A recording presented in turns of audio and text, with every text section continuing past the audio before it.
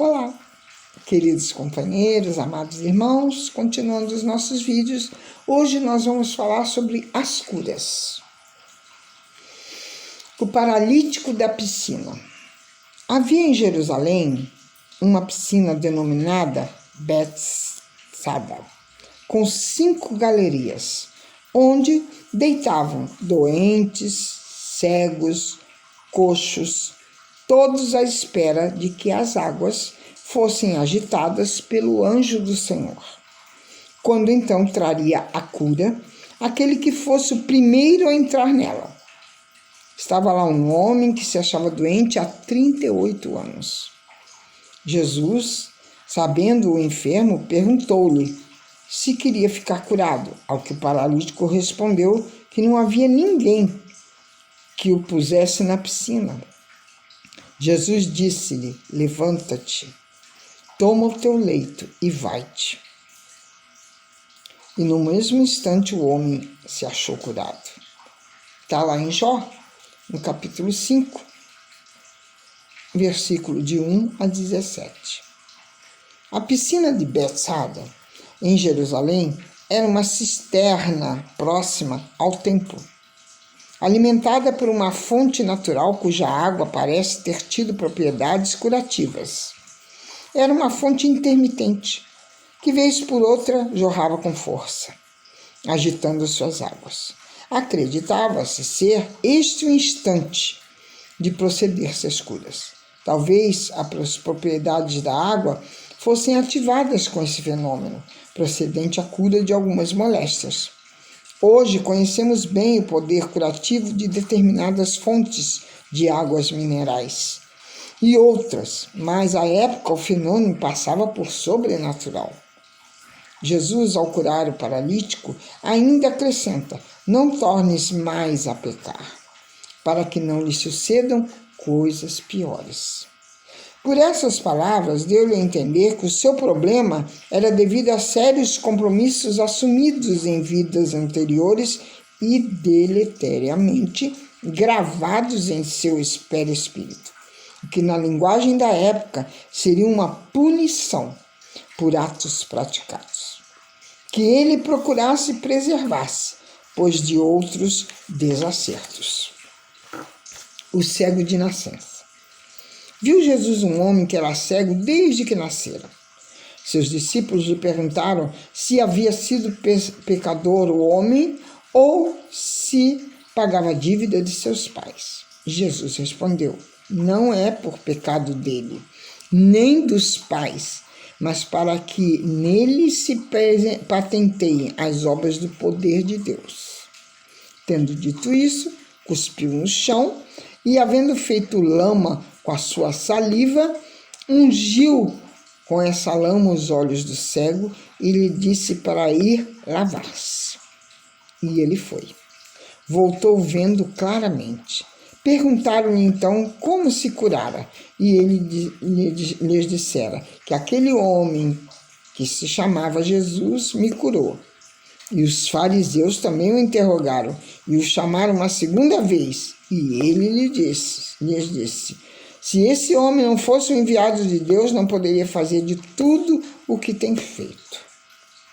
A situação constrangedora que foi submetido o cego de nascença, colocado frente aos fariseus, que procuravam a todo custo distorcer a verdade personalizada em Jesus e patenteada em suas curas, serve como exemplo de humildade e resignação ante as dificuldades e empecilhos colocados por aqueles que queriam, a todo custo, comprometer Jesus e a sua obra, o que não conseguem. A pergunta dos discípulos sobre quem pecara, o cego ou seus pais, responde Jesus a não ser uma ocorrência de pecado, mas que nele se patenteava o poder de Deus. Isto é, o cego de nascença era um instrumento a uma manifestação do poder de Deus. Se não era uma expiação do passado, e portanto aí está um caso de reencarnação, era uma aprovação apropriada ao progresso daquele espírito. Porquanto Deus, que é justo, não lhe imporia um sofrimento sem utilidade. Quanto ao meio empregado para sua cura, é evidente que a fórmula saliva-terra foi um veículo de energias curativas empregadas por Jesus. E nós vamos falar sobre o servo centurião de Cafarnaum. Cafarnaum veio a ter com Jesus um centurião, suplicando-lhe: Senhor, eu tenho uma casa, um servo que está enfermo, com paralisia, sofrendo horrivelmente. Disse Jesus: irei curá-lo.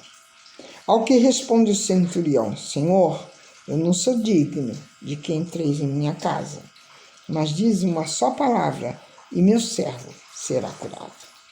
Ouvindo isto, Jesus admirou-se e disse-lhe aos que acompanhavam ele: em verdade vos afirmo que nem mesmo em Israel encontrei tamanha fé.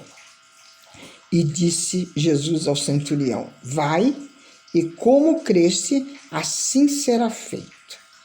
E naquela mesma hora o servo ficou são. Está lá em Mateus, no capítulo 8, versículos de 5 a 13, e em Lucas, no capítulo 7, de 1 a 10. Outras curas foram operadas por Jesus. Ia por toda a Galileia, ensinando nas sinagogas, pregando o evangelho do reino e curando toda sorte de doenças e enfermidades entre o povo. Traziam-lhe os doentes e afligidos por males diversos, os possessos, os lunáticos, os paralíticos, e ele a todos curava. Acompanhava uma grande multidão. Diz Kardec que de todos os fatos que atestam o poder de Jesus, os mais numerosos são indubitavelmente as curas. Queria ele provar dessa forma que o verdadeiro poder é o daquele que faz o bem, que aliviando os sofrimentos fazia prosélitos pelo coração, fazendo-se entendido e amado. Tal faz o Espiritismo.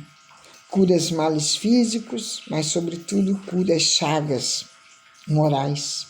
Seus mais sinceros adeptos não são os que se maravilham ante a fenomenologia, mas aqueles que experimentam a transformação em seus caracteres, com vistas à nobreza do espírito.